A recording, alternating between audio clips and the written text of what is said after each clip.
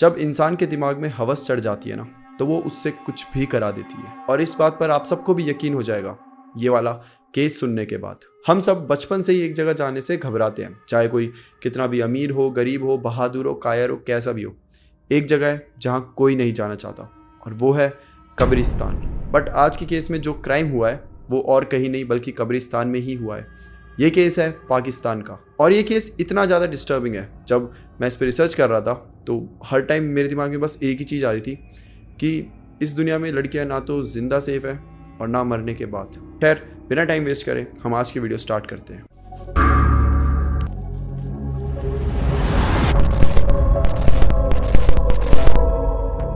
Nineteen 1990s के time की बात है। पाकिस्तान के एक छोटे से गांव सरगोधा। इस गांव पे ज़्यादा सुविधाएं नहीं है, ज़्यादा काम करने के लिए अपॉर्चुनिटीज़ नहीं है, जिसकी वजह से लोग अक्सर इस गांव से बाहर आ जाते हैं काम करने के लिए, ताकि वो अपनी फैमिली के लिए 2 वक्त की रोटी का इंतजाम कर सके। कुछ इसी मकसद से मोहम्मद रियाज नाम का एक जवान लड़का सरगोधा से निकलकर कराची के पास एक शहर में, जिसका नाम होता है लिकाताबाद, वो लिकाताबाद में आ जाता है सिर्फ काम की तलाश में। तो थोड़े दिनों तक यहाँ वहाँ तलाश करने के बाद फाइनली उसे एक जॉब मिल जाती है, जिसमें उसे कब्रिस्तान में पानी डालना होता था, और जो बूढ़े लोग ये सब होते हैं जो आसपास के थे उनकी देखभाल करनी होती थी। और यहाँ उसकी दोस्ती होती है वजीरा नाम के आदमी से। समय के साथ साथ इनकी दोस्ती और गहरी होती जाती है। एक दिन रियाज वजीरा को एक कब्र में जाते हुए देखता है। रात का समय था, रियाज अपना काम कर रहा था और वो देखता है कि जो वजीरा है वो किसी कब्र के अंदर जा रहा है, और फिर थोड़ी देर बाद वो बाहर आ जाता है।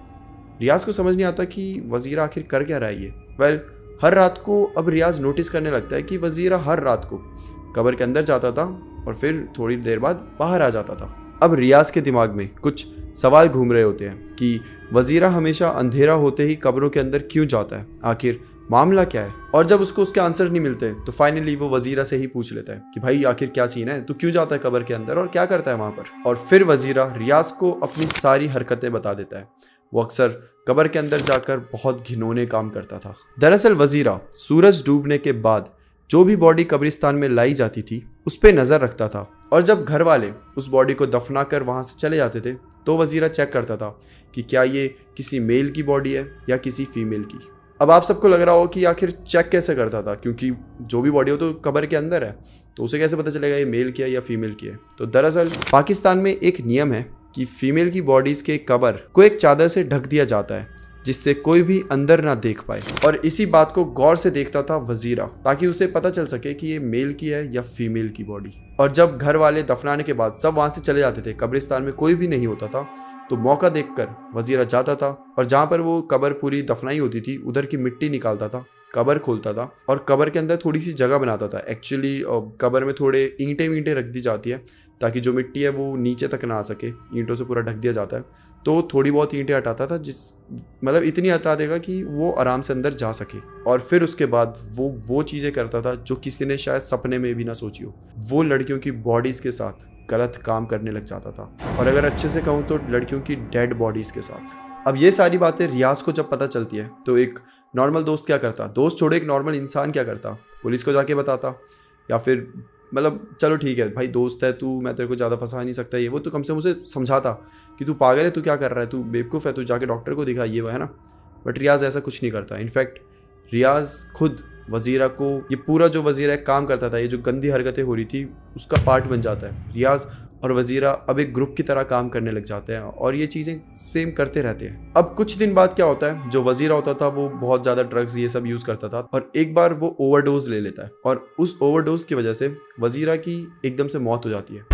अब रियाज एकदम अकेला पड़ चुका है, उसका साथी जा चुका है, उसका दोस्त जा चुका है, बट उसके जो मकसद था, वो जो गंदी हरकतें थी वो नहीं जाती। वो अब अकेले ही वो सब चीज़ें करने लग जाता है, और ये सारी चीज़ें कई सालों तक रियाज करता रहता है। मगर एक बार की बात है जब रियाज यही सब कर रहा था, बट वो कुछ ऐसा देख लेता है, उसको कुछ ऐसा देखने को मिल जाता है कि रियाज की तो मानो वहीं पर सांसें रुक चुकी थी। साल था 2011 अक्टूबर का। हल्की हल्की ठंडी हवाएं चल रही थी, अंधेरा हो चुका था, और तभी कब्रिस्तान में एक मुर्दे को लेके उसके घर वाले आते हैं, उसे दफनाते हैं। करीब 1 घंटे के बाद वो वहाँ से चले जाते हैं, और वो लाश एक लड़की की होती है। रियाज को इसी का तो इंतज़ार था। जब सब वहाँ से चले जाते हैं, अब कब्रिस्तान में कोई भी नहीं है, तो रियाज जाता है और धीरे धीरे उस कब्र को खोलना चालू कर देता है। कब्र के अंदर जाते ही उसने अपनी घिनौनी हरकतें शुरू कर दी। मगर कुछ देर बाद रियाज को कुछ अजीब सा लगा। जो लड़की की बॉडी थी उस पर से जो कपड़ा था वो हट जाता है खुद ही, और वो जो कपड़ा होता है उसे कफन बोलते हैं, और वो वहाँ पर नहीं होता, वो गायब हो जाता है एकदम से। उसके बाद रियाज की नज़र लड़की के दांतों पर पड़ती है और उसके दांत बड़े अजीब तरीके से चमक रहे होते हैं। और फिर जब एकदम से रियाज उस लड़की के मतलब एकदम फेस पे गौर फरमाता है तो देखता है कि लड़की की जो आंखें हैं वो भी खुली हुई है और वो भी बड़ी अजीब तरीके से चमक रही है, जिसे देखते ही रियाज एकदम से बहुत ज़्यादा डर जाता है। उसे लगता है कि ये लड़की शायद अभी भी जिंदा है, या फिर मानो वो मुर्दा थी लेकिन जाग चुकी है, ये कोई चुड़ैल है, भूत है, उसे जो भी लगता है। बट उसे वहाँ पे बहुत ज़्यादा डर लग जाता है और वो वहाँ से कैसे तो करके भागता है। अब वो भागकर थोड़ा सा आगे जाता है, वहाँ पे उसे लोग मिल जाते हैं और वो लोगों को समझाता है कि वहाँ पे वो लड़की मरी हुई थी लेकिन अब वो जिंदा है, वो उसकी आंखें खुली हुई है, वो भूत है, वो बहुत डरा हुआ है रियाज। सब लोग उसे पहले तो शांत करते हैं कि भाई सांस लो भाई, कोई बात नहीं, आप पानी पियो, ये सब। और फिर वो सारे लोग बोलते हैं हम एक बार देखते हैं। वो जब अंदर आके देखते हैं कब्रिस्तान में तो वो देखते हैं जो कब्र है वो खुली हुई है, मिट्टी सारी हटी पड़ी है, ईंटें जो रखी हुई थी वो। तो उन्हें लगता है कि ऐसा कैसे हो सकता है, कोई ये कब्र की ये हालत कैसे है।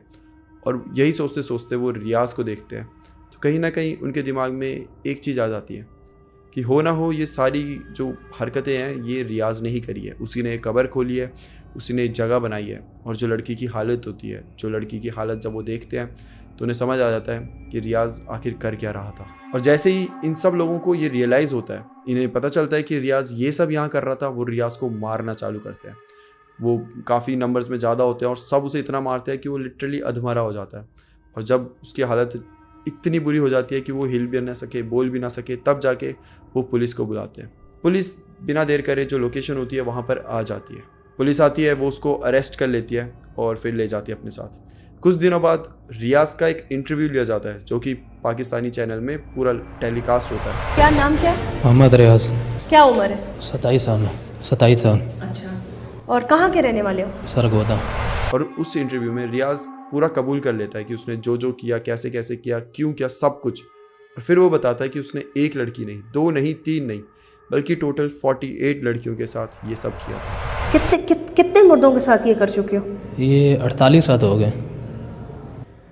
48 खवातीन के साथ 48। जिसे सुनकर न्यूज़ रिपोर्टर के तो होश उड़ जाते हैं और पूरे पाकिस्तान में वीडियो वायरल हो जाती है। हर कोई बहुत ज़्यादा मतलब गुस्से में था। सब चाहते थे कि रियाज को कड़ी से कड़ी सज़ा दी जाए। इनफैक्ट ऐसी सज़ा दी जाए कि जो एक उदाहरण बने आने वाली जनरेशन के लिए कि कभी भी ऐसा मत करो। और करने की बात तो छोड़ो, कभी ऐसी सोच भी किसी के अंदर ना आ पाए। अब रियाज को कोर्ट ले जाया जाता है। पूरे पाकिस्तान की नज़र इस फैसले पे गड़ी होती है कि आखिर उसे क्या सज़ा मिलेगी। और कोर्ट रियाज को फांसी की सज़ा सुना देता है। बट पता है हैरानी की बात क्या है? हैरानी की बात यह है कि रियाज अभी भी जिंदा है और अभी भी पाकिस्तान की जेल में सड़ रहा है। और आज भी हर एक पाकिस्तानी रियाज की फांसी का इंतज़ार कर रहा है। ये हरकत जो रियाज और वजीरा ने करी थी, इसको नेक्रोफीलिया कहते हैं। ये एक मानसिक बीमारी है जिसमें इंसान को जो डेड बॉडीज होती है उनकी तरफ सेक्सुअल अट्रैक्शन होता है और वो उन बॉडीज से अपनी हवस मिटाते हैं। ये कोई पहला केस नहीं है नेक्रोफीलिया का। इस तरह का एक और केस कैलिफोर्निया से आया था, जहां साल 1948 में एक इंसान ने 50 औरतों को मौत के घाट उतार दिया था और फिर उनकी डेड बॉडीज के साथ घिनौना काम करा था। और 1948 क्या, इनफैक्ट आज की डेट में भी ये सारे केसेस आते रहते हैं।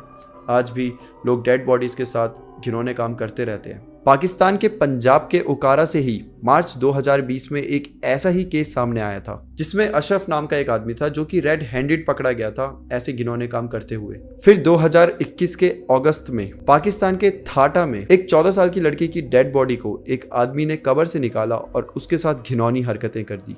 आप सबको लग रहा होगा कि ये सब चीजें पाकिस्तान में ही क्यों हो रही है, बट ऐसा नहीं है। ये सारी चीजें सिर्फ पाकिस्तान में ही नहीं बल्कि इंडिया में भी होती है। इंडिया का मोस्ट फेमस केस निथारी कांड। इस केस को इंडिया के क्रिमिनल हिस्ट्री का one of the most brutal case माना जाता है। जब मुझे इसके बारे में पता चला तो मैं ये सोचने में मजबूर हो गया कि हमारे आसपास क्या सही में इंसान ही रहते हैं या इंसान की शक्ल में दरिंदे जिन्हें हम गलती से इंसान समझ लेते हैं। निठारी में भी इंसान के भेष में 2 दरिंदे रहा करते थे, मोनिंदर सिंह पंढेल और सुरेंद्र कोहली। निठारी नोएडा में बसा एक गांव है। वो कहते हैं ना कि हर सिक्के के 2 पहलू होते हैं, वैसे ही निठारी के भी 2 पहलू थे। एक तरफ देखोगे तो बहुत बड़े बड़े मकान, मॉल, सब कुछ डेवलप्ड एरिया, मतलब कि आप बोलोगे वाह क्या जगह है। और दूसरी तरफ देखोगे तो झोपड़पट्टी में लोग रह रहे हैं, बेचारे रोज अपना काम कर रहे हैं, हार्ड वर्क कर रहे हैं, कैसे तो करके इतना काम करने के बाद भी उनके पास 2 वक्त की रोटी नहीं आ पा रही, जिन्हें देखकर आपको लगेगा कि सही में डेवलप्ड एरिया है, क्योंकि डेवलपमेंट तो सिर्फ वहाँ अमीरों की ही हो रही है। हालांकि यहाँ पर गरीबी थी, बट लोग खुशहाल अपनी जिंदगी जी रहे थे, रोज मेहनत करते थे, अपने परिवार को पालते थे और खुशी खुशी रहते थे। बट 2003 में कुछ ऐसी चीजें सामने आने लगी कि मानो इस गांव को तो किसी की नजर ही लग गई हो। इसी सेक्टर में एक घर D5 था, जिसमें कुछ ऐसे राज छुपे थे जिसपे से जब पर्दा हटा तो उसने पूरे देश को हिलाकर रख दिया।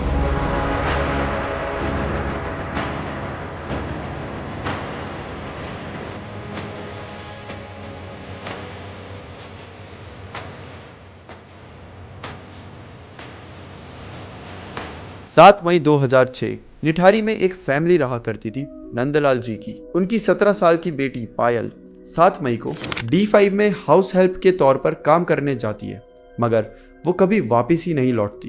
और जब पायल घर में नहीं लौटती, काफी देरी हो जाती है, और पायल जब बहुत देर तक घर पर नहीं लौटती तो नंदलाल जी बहुत ज़्यादा चिंतित हो जाते हैं। उन्हें टेंशन हो जाती है कि आखिर उनकी बेटी गई तो गई कहाँ। उनकी पूरी फैमिली घबरा जाती है, क्योंकि निठारी में 2003 से ही बच्चों और जवान लोगों की किडनैपिंग हो रही थी, मगर पुलिस कुछ नहीं कर पा रही थी।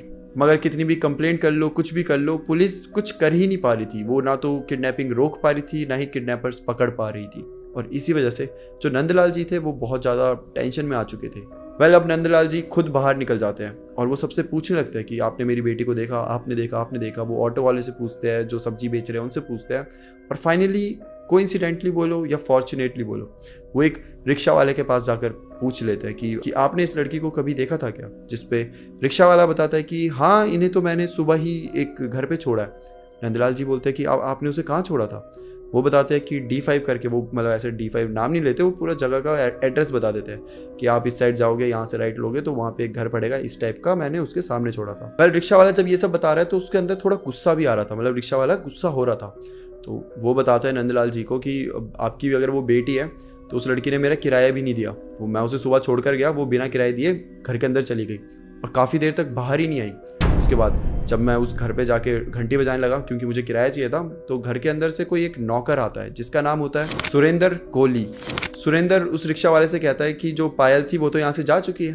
बट रिक्शा वाले को बिल्कुल यकीन ही नहीं होता, क्योंकि वो तो बाहर ही इंतजार कर रहा था। उसने अंदर जाते हुए तो देखा था, बट बाहर आते हुए उसने नहीं देखा था। तो वो यकीन ही नहीं कर रहा था कि नहीं ऐसे कैसे हो सकता है, मैं यहीं हूँ भाई, तब से झूठ मत बोलो। अब जब रिक्शा वाला मानता ही नहीं है तो सुरेंद्र को भी गुस्सा आ जाता है और वो बस गुस्से में ऐसे एक ईंट उठा के रिक्शा वाले को मार देता है, और रिक्शा वाला फिर कैसे तो करके वहां से भाग जाता है। अब ये सारी बातें जब नंदलाल जी को पता चलती है तो उन्हें ये पता चल जाता है कि हो ना हो जो उनकी बेटी गायब हुई है, वो जो तब से आई नहीं है, इसके पीछे D5 बंगलों में जो रह रहे हैं उन्हीं का हाथ है। अब ये सोचकर वो D5 बंगलों में चले जाते हैं, डोरबेल बजाते हैं तो घर के अंदर से उस घर का मालिक मोनिंदर सिंह पंडेल बाहर आता है। जब नंदलाल जी उसे सारी बातें बताते हैं तो मोनिंदर ने तो उनकी बेटी को पहचानने से ही मना कर दिया। अब नंदलाल जी पुलिस स्टेशन जाते हैं पूरी ये FIR करवाने, बट वहाँ से पुलिस की साइड से उन्हें वही सुनने को मिलता है जो 2003 में हर किसी को सुनने को मिल रहा था कि अरे अपनी मर्जी से गई होगी, कुछ दिनों में वापस आ जाएगी, आप टेंशन मत लो, आप जाओ यहाँ से, वो आ जाएगी। यही सब उन्हें सुनने को मिलता है। नंदलाल जी अब समझ चुके थे कि पुलिस तब तक कुछ नहीं करेगी जब तक उन पे प्रेशर ना पड़े। अब नंदलाल जी ने तुरंत एक वकील की मदद से सेशन कोर्ट में अर्जी दाखिल करी और अपनी परेशानी जज से बताई। और जो जज होते हैं वो इस पूरी घटना को सीरियसली लेते हैं और पुलिस को ऑर्डर देते हैं कि जल्दी जल्दी इसकी जांच पड़ताल करी जाए। अब पुलिस पर भी प्रेशर था, प्रेशर की वजह से पुलिस भी जल्दी जल्दी पूरी जांच पड़ताल कर रही थी। और जांच पड़ताल करते करते पुलिस को पता चलता है कि अभी तक जितनी भी लड़कियां और बच्चे गायब हुए हैं वो सारे, उन सबकी जो लास्ट लोकेशन आ रही है वो D5 के आसपास ही आ रही है। अब पुलिस जल्दी से पूरी फोर्स लेकर D5 में पहुंच जाती है। अब जब वो D5 में जाके रिसर्च चालू करते हैं तो वहाँ पे उन्हें एक टंकी मिलती है जिसके नीचे नाला होता है, और वहाँ पुलिस को कुछ प्लास्टिक बैग्स दिखते हैं। और जब पुलिस उन प्लास्टिक के बैग्स को खोलती है तो उसमें उनको ह्यूमन बॉडी पार्ट्स दिखते हैं जो कि 11 अलग लड़कियों के होते हैं। और ये प्लास्टिक बैग्स मोनिंदर के घर के पीछे से ही मिलते हैं। तो पुलिस सबसे पहले मोनिंदर और उसके नौकर को अरेस्ट कर लेती है। उनसे सख्ती से पूछताछ करती है। अब जब पुलिस इन सबको ले आती है तो इनको बहुत पीटती है, बहुत सख्ती से इनके साथ डील करती है। और सख्ती से डील करने के बाद जो सुरेंद्र होता है वो एक चीज़ एक्सेप्ट कर लेता है कि जो सुरेंद्र है वो कई लड़की, बच्चे, औरतें जो भी है उन सबको सुरेंद्र मालिक के पास लेकर आता था और उन्हें मार देता था और फिर जो उनकी बॉडीज थी उसके साथ करता था। वेल, आप सब सोच रहे होंगे कितना घिनौना काम है, और सोच क्या रहे होंगे, है घिनौना, घटिया काम। किसी लड़की को ऐसे अगवा करके लेकर आना, उसको मारना और उसके मरने के बाद बॉडी के साथ ये सब करना। बट कहानी यहाँ ख़त्म नहीं होती है। इनके जो खौफनाक इरादे थे ये यहाँ ख़त्म नहीं होते। बॉडीज़ के साथ सेक्स करने के बाद ये बॉडीज़ को काटते थे और उसको उबाल कर खुद ही खा जाते थे। हाँ, सही सुना आपने, सुरेंद्र बॉडी पार्ट्स को उबाल कर खा जाता था और जो बचे हुए पार्ट्स होते थे उन्हें प्लास्टिक के बैग में पूरा अच्छे से पैक करके पीछे जो नाला था उधर फेंक देता था। वेल, इस साइड सुरेंद्र ने तो अपने गुनाह सब कुछ एक्सेप्ट कर लिए थे, बट दूसरी साइड मोनेंद्र हमेशा यही कहता था कि उसको इन सब चीज़ों के बारे में नहीं पता। इनफैक्ट वो तो नोएडा में जो D5 उसका घर है उसमें भी बहुत कम रहता है। अब पुलिस से ये केस CBI को ट्रांसफ़र कर दिया जाता है। CBI ने हर उस गुनाह जिसमें भी मोनेंद्र का नाम सामने आ रहा था उन केसेस को साइडलाइन कर दिया और सुरेंद्र वाले केसेस को आगे कर दिया। इस केस की सुनवाई में बहुत बार सजाएं बदली गई। कई बार मोनेंद्र और सुरेंद्र को जब कोर्ट में ले जाया गया तो कोर्ट इन दोनों को फांसी की सज़ा दे देती थी और फिर ये केस जब दूसरे कोर्ट जाता था तो वहाँ पे जो कोर्ट होती थी वो फांसी की सज़ा हटाकर कुछ और सज़ा दे देती थी। और ऐसा ही 2023 तक चलता रहा और 17 अक्टूबर 2023 को इलाहाबाद कोर्ट ने सबूत कम होने के कारण कुछ ऐसे फैसले दिए जिसको सुनने के बाद आप सबको यकीन ही नहीं होगा। कोर्ट ने सुरेंद्र और मोनेंद्र इन दोनों के सारे केसेस हटाकर उनको बेल दे दी। जब ये फैसला बाहर आता है तो जो विक्टिम्स के जो फैमिली मेंबर्स होते हैं वो ये सुनकर हक्के बक्के रह जाते हैं। और फैमिली मेंबर्स क्या, पूरा भारत ये जब वे फैसला सुनता है तो हर किसी के दिमाग में यही होता है कि फांसी, इन सबको तो फांसी भी कम है, इन सब के लिए कुछ ऐसी सज़ा बननी चाहिए जो कि एक मिसाल बने। बट मिसाल तो बहुत दूर की बात है, ये तो इनको तो बेल मिल चुकी है। ये दोनों आज भी हमारे देश में खुलेआम घूम रहे हैं। वेल, आपको जानकर हैरानी होगी कि कर्नाटका कोर्ट ने नेक्रोफिलिया, जो भी ऐसे केसेस आते हैं डेड बॉडी के साथ संबंध बनाना, ये सब करना, इस पूरी चीज़ को मानने से मना कर दिया। उनका मानना है कि एक साइकोसेक्सुअल बीमारी है और ये पेनल कोड 1860 में जो सेक्सुअल ऑफेंसेस बताए गए हैं उनके अंडर नहीं आती और IPC में ऐसी कोई धारा नहीं है जो नेक्रोफिलिया को रेप मानती हो। वेल, मैंने शुरुआत में ही आपको कहा था कि इस वीडियो को देखने के बाद आपको यकीन हो जाएगा, जब किसी इंसान के दिमाग में हवस अपनी जगह बना लेती है तो वो इंसान से कुछ भी करा सकती है। वेल, क्रिमिनल केसेस स्टडी करने के दौरान अक्सर नए नए अजीब अजीब टाइप के केसेस मिलते हैं, बट इस टाइप का केस मैंने ना तो इमेजिन करा था ना ही कभी सुना था। ये एक्चुअली में बहुत डिस्टर्बिंग था and I just really hope कि एक नया लॉ निकला जाए जिसमें इस टाइप के लोगों को कड़ी से कड़ी सज़ा दी जाए। सो या guys, that's it for today. फिर मिलते हैं हम किसी और टॉपिक के साथ। तब तक के लिए bye bye and take care.